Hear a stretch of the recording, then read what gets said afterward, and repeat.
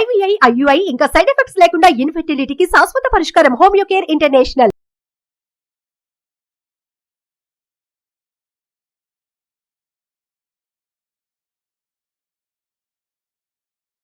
నమస్తే, welcome to Suman TV. నేను మీ Suman TV Usha. 2025 సంవత్సరానికి సంబంధించి ప్రతి ఒక్కరు జాతకరీత్యా మాకు ఏ విధంగా ఉండబోతుంది, దాంతోపాటు ఏ విషయాలలో మాకు కలిసి వచ్చే అంశాలు ఉన్నాయి, మేము వ్యాపార రీత్యా ముందుకు వెళ్ళొచ్చా, దాంతోపాటు వివాహానికి సంబంధించి, సంతానానికి సంబంధించి, ఎడ్యుకేషన్కి సంబంధించి, కొంతమంది విదేశాలకు వెళ్ళాలనుకుంటూ ఉంటారు. మాకు ఈ సంవత్సరం ఆ అవకాశం ఉందని కూడా అడుగుతూ ఉంటుంటారు. సో ఓవరాల్గా ఏ యాంగిల్లో కనుక మనం చూసుకున్నా, నక్షత్రాల వారీగా కనుక మనం గమనిస్తే 2025 సంవత్సరానికి సంబంధించి ఏ విధంగా ఉండబోతుంది, ప్రత్యేకించి ఈ నక్షత్రాల వాళ్ళు ఏ విషయాలలో జాగ్రత్తలు వహించాలో మనతో పాటు ఉమా దేవరకొండ గారు ఉన్నారు. ఆయన అడిగి తెలుసుకుందాం. నమస్తే అండి. నమస్తే అమ్మా. చాలా మంది అడుగుతూ ఉంటుంటారు 2025 సంవత్సరానికి సంబంధించి భరణి నక్షత్రానికి అసలు ఓవరాల్ గా ఏ విధంగా ఉండబోతుంది అంటారు. ప్రత్యేకించి ఈ నక్షత్రంలో ఉన్న రాసుల వారికి కూడా ఈ సంవత్సరాంతం ఏ విషయాలలో కలిసి వచ్చే అంశాలు ఉంటాయంటారు. భరణి నక్షత్రం అనగానే శాస్త్రం చెప్పినటువంటిది భరణి యోని త్రీణి అంటారు. అంటే యోని ఆకారంలో 3 తారలు కలిపినటువంటి నక్షత్రమే ఈ యొక్క భరణి నక్షత్రము. దీనికి ఆధిపత్యం వహించేటువంటి దేవత యమధర్మరాజు. ఏమిటంటే మన అందరికీ తెలుసు, డ్యూటీ మైండెడ్, ఏదైనా చెయ్యాలంటే పర్ఫెక్ట్గా ధర్మం వైపు నిలబడేటువంటి దేవత ఎవరైనా ఉన్నారంటే యమధర్మరాజు. అదేవిధంగా భరణికి గ్రహాల్లో ఆధిపత్యం శుక్రుడు. మేషరాశికి సంబంధించినటువంటి నక్షత్రమే ఇది కూడా. కుజుడు ఆధిపత్యం వహిస్తాడు మేషరాశికి.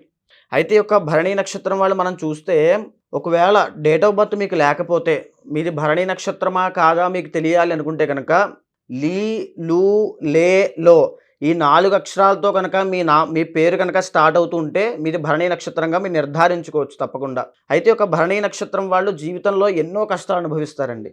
ట్రాన్స్ఫర్మేషన్స్ ఉంటాయి. అంటే పుట్టిన దగ్గర నుంచి 20 సంవత్సరాల దాకా వీళ్ళ జీవితం ఒకలా ఉంటే, 20 దగ్గర నుంచి 45 దాకా ఒకలా ఉంటుంది, 45 దగ్గర నుంచి 65 ప్లస్ మిగతా అంతా ఒకలా ఉంటుంది. నిర్బంధించబడినటువంటి జీవితము. అంటే వాళ్ళకు వాళ్ళు ఏదైనా ఒక లిమిటేషన్స్ పెట్టుకుని, రెస్ట్రిక్షన్స్ పెట్టుకుని ఎంతవరకే చేయాలి, ఇదైనా పరిధి, ఇంట్లో వాళ్ళు కూడా ఎక్కువగా బయటికి పంపకపోవడం, స్ట్రిక్ట్ లైఫ్ అనేది ఉంటుంది వీళ్ళకి. సో వీళ్ళు దాని ఒక అన్సాటిస్ఫైడ్గా ఫీల్ అవుతుంటారు. జీవితం అంతా ఏదో ఒక కష్టంలాగా భావిస్తూ ఉంటారు. ఈ యొక్క భరణి నక్షత్రము శుక్రుడి యొక్క నక్షత్రం కాబట్టి అలంకార ప్రియులు. జనరల్గానే చాలా అందంగా, స్టైలిష్గా, ఫ్యాషనబుల్గా, ఒక రకమైనటువంటి సినిమా ఫీల్డ్లో చాలామంది భరణి నక్షత్రం వాళ్ళు మనకు కనబడతారు. ఎందుకంటే శుక్రుడికి సంబంధించిన లలిత కళలు అవ్వచ్చు, కవిత్వం అవ్వచ్చు, లేకపోతే ఈ యొక్క అభినయం అవ్వచ్చు, నాటకాలు అవ్వచ్చు, ఈ సినిమా ఫీల్డ్కి సంబంధించిన ఏ క్రాఫ్ట్లో అయినా భరణి నక్షత్రం వాళ్ళు యాప్ట్ అయిపోతారు వెంటనే. ఓకే. సో వీళ్ళకి చాలా బాగుంటుంది. ఈ యాంకరింగ్ కూడా భరణి నక్షత్రం శుక్రుడికి సంబంధించింది కాబట్టి. సో ఈ భరణి నక్షత్రం వాళ్ళకి ఉన్నటువంటి ఇబ్బంది ఎలా ఏంటంటే, ఆరోగ్య సమస్యలు కొన్ని చెప్పబడ్డాయి, కొన్ని రకాలైన వృత్తులు కూడా చెప్పబడ్డాయి. ఎందుకంటే వీళ్ళు దేంట్లోనూ ఒక రకమైనటువంటి పటిష్టత అనేది ఉంటుంది. వీళ్ళకి ఏదైనా జాబ్ ఇచ్చారనుకోండి, నా సొంత వాడు తప్పు చేసినా తప్పే అని చెప్పేస్తారు. అంటే అంత ధర్మబద్ధంగా ఉంటారనమాట. సో యొక్క భరణి నక్షత్రం వాళ్ళకి పొలిటికల్గా వెళ్తే లీడర్షిప్ క్వాలిటీస్ కూడా చాలా బాగుంటాయి, కుజుడి యొక్క కలయిక ఉంది కాబట్టి. అంటే రెండవది లా, న్యాయ వృత్తి, జడ్జికి సంబంధించిన విషయాల్లో కనుక వీళ్ళు వెళ్ళగలిగితే బ్రహ్మాండంగా రాణిస్తారు. తర్వాత భూమికి సంబంధించి రియల్ ఎస్టేట్ వ్యాపారము, తర్వాత పెద్ద పెద్ద బిల్డింగ్స్ కట్టే కన్స్ట్రక్షన్స్. భరణి నక్షత్రం కుజ శుక్రుడు యొక్క కలయిక ఉంది కాబట్టి. సినిమా ఫీల్డ్ ఇందాక నేను చెప్పింది. తరువాత మోడలింగ్ అండి. వీటికి కళాత్మకంగా చేసేటువంటి అన్ని వృత్తుల్లో కూడా భరణి నక్షత్రం వాళ్ళు వెంటనే సరిపోతారు.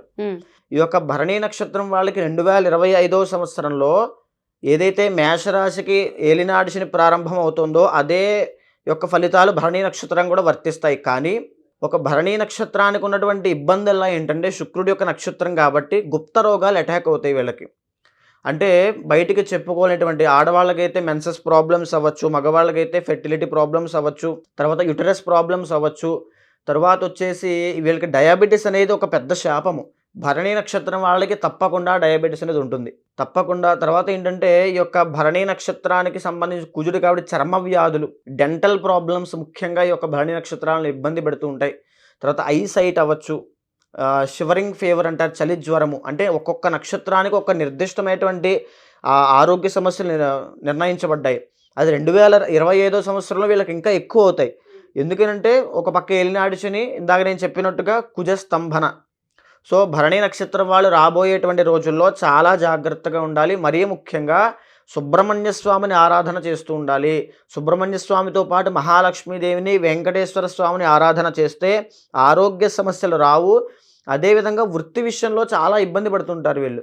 అంటే మ్యారీడ్ లైఫ్లో కూడా ఒక సాటిస్ఫాక్షన్ అనేది ఉండదు వీళ్ళకి. కోరికలు ఎక్కువ, ఓకే. శుక్రుడిది కాబట్టి కోరికలు ఎక్కువ, ఏదైనా ఇంకా కావాలి, ఫ్యాంటసీస్ ఎక్కువ.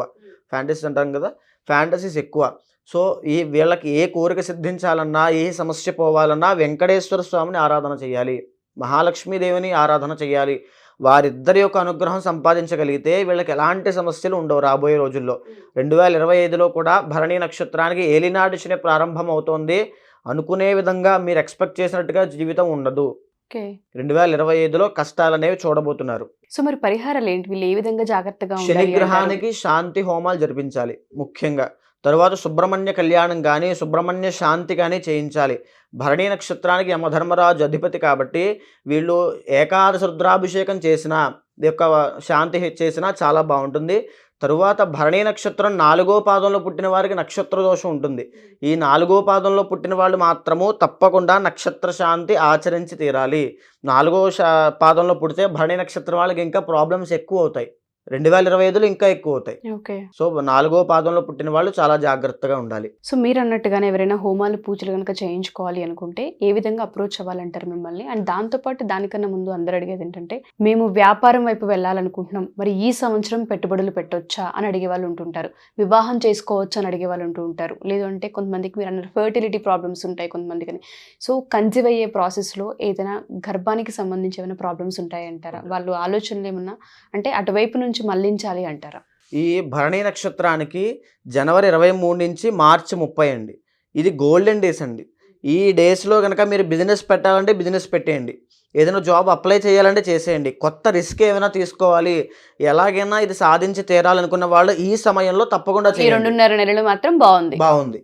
ఇది దాటిన తర్వాత అనుకున్నవి అనుకున్నట్టుగా జరగవు, ఉండవు. ఆరోగ్య సమస్యలు అటాక్ అవుతాయి. మీరు ఎంత కష్టపడినా రిజల్ట్స్ రావు. డబ్బులు వృధా అయిపోతుంటాయి, హాస్పిటల్స్కి వృధా ఖర్చులు అయిపోతాయి. మీరు ఇందాకన్నారు ఈ ప్రాబ్లమ్స్కి ఎలా సార్ట్అవుట్ చేసుకోవాలండి అని. ముఖ్యంగా భరణి నక్షత్రానికి మనం 2025లో వచ్చేటువంటి యూనివర్సల్ ప్రొటెక్షన్ మనం చెప్పాము. కానీ అంతర్గత జాతకంలో వారి యొక్క యోగాలు, జన్మకుండలి, నవాంశ, దశాంశ, వింశోత్తరి దశలు నడుస్తున్నాయి, ఎవరి కంట్రోల్లో వాళ్ళు ఇప్పుడు నడుస్తున్నారు అనేటువంటి చూసిన తర్వాత వాళ్ళకి ఒకవేళ గొప్ప రాజయోగం ఉంది అనుకోండి, ఈ దోషాలన్నీ కూడా నెగ్లిజిబుల్ అయిపోతాయి. బుధ ఆదిత్య యోగము, గజకేసర యోగము, మాళవ్య మహాపురుష యోగం ఇలాంటి యోగాలు కనుక ఉన్నట్లయితే ఈ దోషాలను నెగ్లిజిబుల్ అయితే కనబడవు.